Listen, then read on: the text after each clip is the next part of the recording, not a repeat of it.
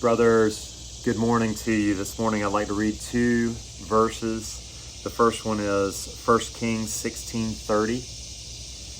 Ahab, son of Omri, did more evil in the eyes of the Lord than any of those before him. And then 2 Chronicles 14:2.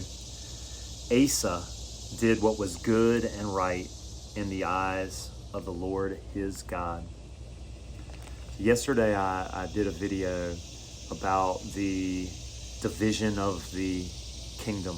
After the death of King Solomon, the people of Israel went through a painful split, and the two books of Kings and Chronicles goes through to give a summary of the different leadership styles and the different kings that they had throughout this journey.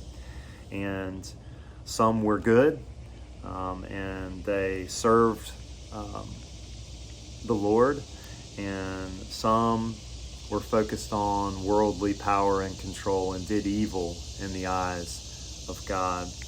And reading the summaries of these different kings is just a reminder that one day our lives will end, and someone is going to say something about us at a funeral service somewhere, and there's going to be an inscription on a tombstone summarizing our lives. What are they going to say? What is it going to say?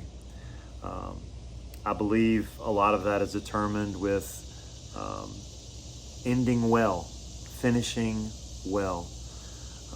And it's a day-to-day thing. We can start our day with good intentions, but then drop the ball and not end well.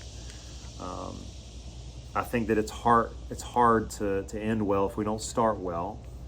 And it's hard to start well if we didn't end last night well. So it's a daily grind, and I believe that it is possible only if we invite God into the middle of the beginning of the day, the end of the day, and then throughout the day. I just finished a kettlebell workout with F3, and it hit me as I was driving home that as you're progressing through these exercises, it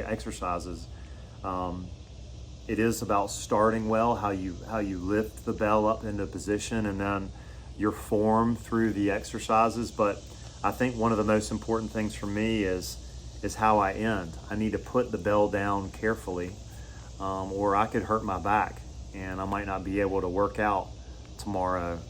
And I thought that was a great little analogy, that every movement is important. How I start, how I progress through the exercise, and then how I finish.